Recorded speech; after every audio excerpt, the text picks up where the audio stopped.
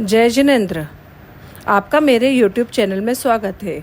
आशा है अभी तक मैंने जितने भी वीडियो डाले हैं वो आपके जीवन में पॉजिटिविटी बढ़ाने के सहायक हुए होंगे और आपके सपनों को साकार करने के लिए उपयुक्त रहे होंगे।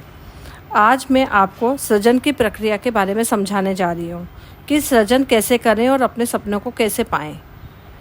एक लेखिका है, उनका नाम है शक्ति गावेन। उनका कहना है आपके जीवन के हर पल में असीमित सृजनात्मकता है और सृष्टि अपार प्रचुरता से भरी हुई है। बस एक स्पष्ट आग्रह करने भर की देरी है और आपके दिल की हर ख्वाहिश पूरी हो जाएगी।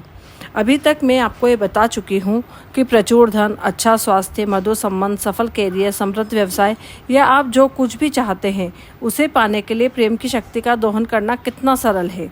इस ज्ञान से आप अपने जीवन की हर चीज़ को अपने मनचाहे स्वरूप में ला सकते हैं। किसी विशिष्ट इच्छा को अपने जीवन में लाने के लिए सृजन की प्रक्रिया के इन आसान कदमों का पालन करें। आप चाहें कोई मनचाही चीज़ पाना चाहते हो या किसी अनचाही चीज़ को बदलना चाहते हो, प्रक्रिया समान रहती है। पहला स्टेप है सृजन की प्रक्रिया का पहला स्टेप है कल्पना करें। सबसे पहले आपको जो चाहिए उसकी कल्पना करें, उसे महसूस करें और फिर इसे प्राप्त करें। पहला है कल्पना करें। कल्पना किस तरह से कर सकते हैं? आप जो चाहते हैं उस पर अपने मन को केंद्रित करके उसकी कल्पना करें। कल्पना करें कि वह मनचाही चीज़ आपके पास आ चुकी है। कल्पना करें कि आप मनचाही चीज़ कर रहे हैं। अपनी इच्छा पूरी होने की कल्पना करें। महसूस करें। मनचाही चीज़ की कल्पना करते समय उसके प्रति प्रेम भी महसूस करना चाहिए। अपनी मनचाही चीज़ के साथ रहने की कल्पना और एहसास करें। अपनी मनचाही चीज़ करने की कल्पना और एहसास करें। अपनी मनचाही चीज़ पाने की कल्पना और एहसास करें।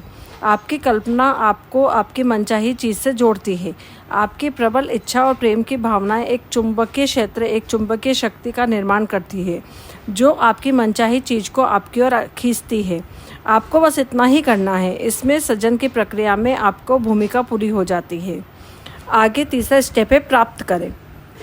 प्रेम की शक्ति आपकी मनचाही चीज़ आप तक पहुंचाने के लिए प्रकृति के सभी दृश्य और अदृश्य शक्तियों के माध्यम से काम शुरू कर देगी। परिस्थितियों, घटनाओं और लोगों का इस्तेमाल करके यह आपकी प्रिय चीज़ आप तक पहुंचा देगी। आप जो कुछ भी चाहते हैं उसे दिल की गहराई से चाहना होगा। इच्छा ही प्रेम है और जब तक आपके दिल में धधकती हुई इच्छा नहीं होगी तब तक आपके पास प्रेम की शक्ति का दोहन करने के लिए पर्याप्त बल नहीं होगा। आप जो चाहते हैं उसे आपको पूरी शिद्दत से उसी तरह चाहना होगा जिस तरह कोई खिलाड़ी खेलना चाहता है, कोई नृत्यांगना नाचना चाहती है या कोई पेंटर पेंटिंग करना चाहता है।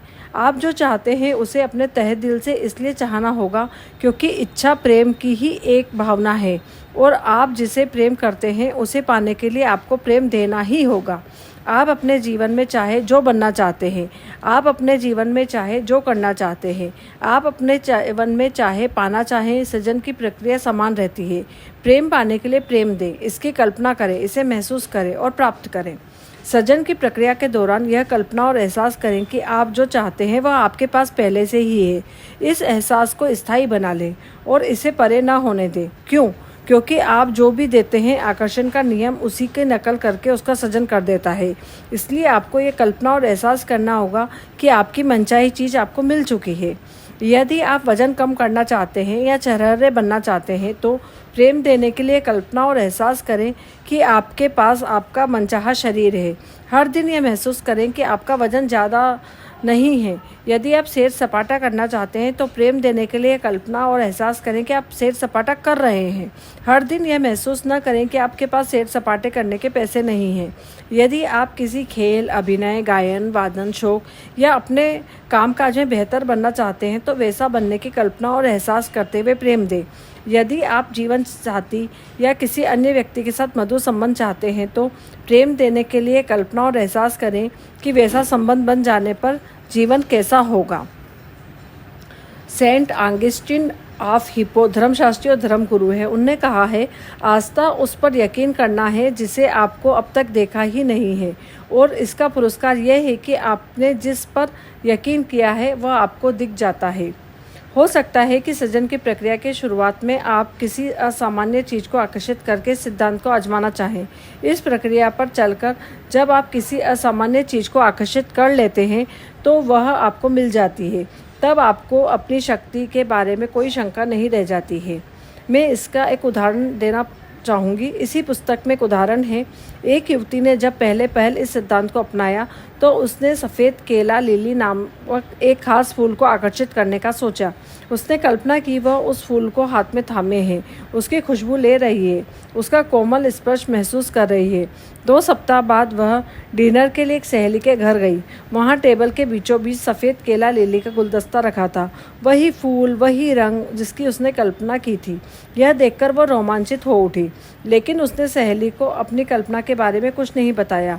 जब वह रात को विदा लेने लगी तो उसकी सहेली की बेटी ने सहज भाव से गुलदस्ते में से केला लिली का एक सफ़ेद फूल निकाला और उसके हाथ में थमा दिया।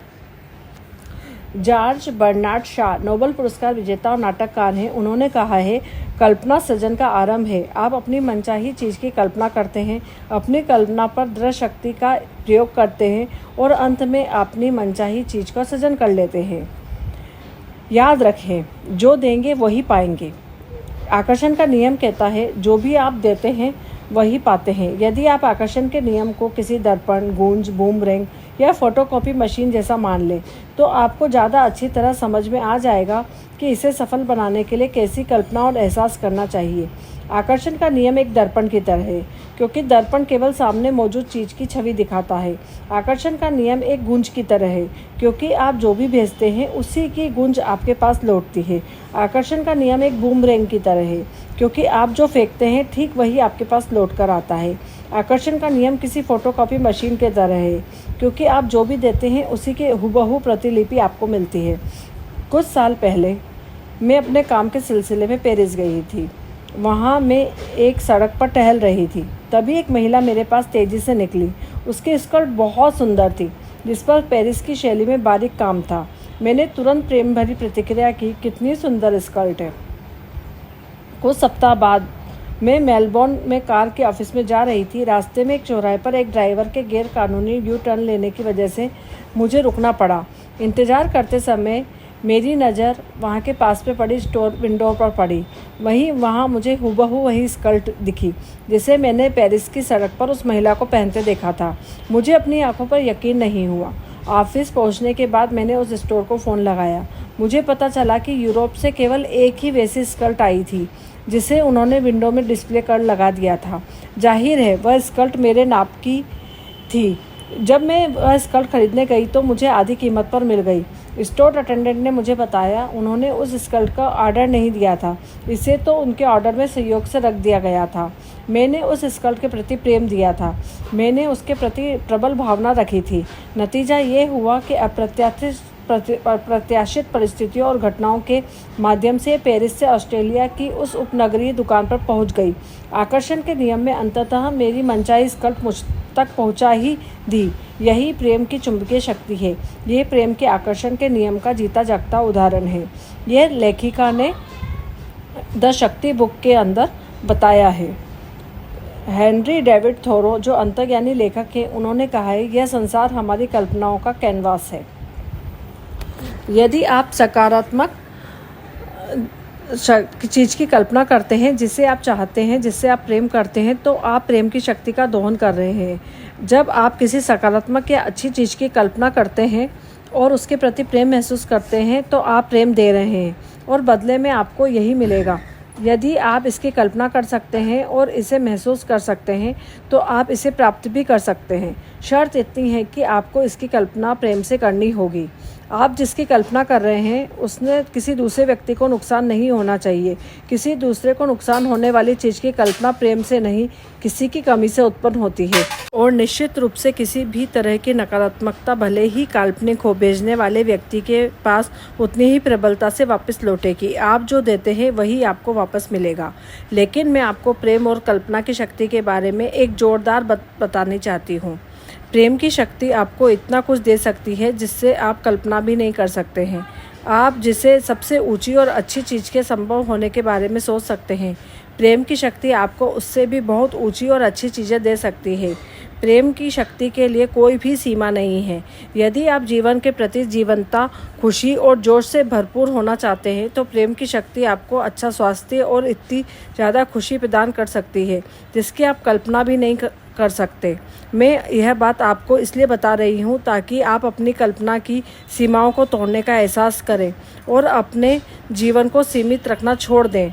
अपनी कल्पना शक्ति और तार्किक सरहदों के पार ले जाएं और अपनी चाही चीज़ के सर्वश्रेष्ठ व सही स्वरूप को कल्पना। बेहतरीन जीवन जीने वाले, हमेशा परेशान रहने वाले व्यक्ति में केवल एक ही चीज़ का अंतर होता है, वो है प्रेम।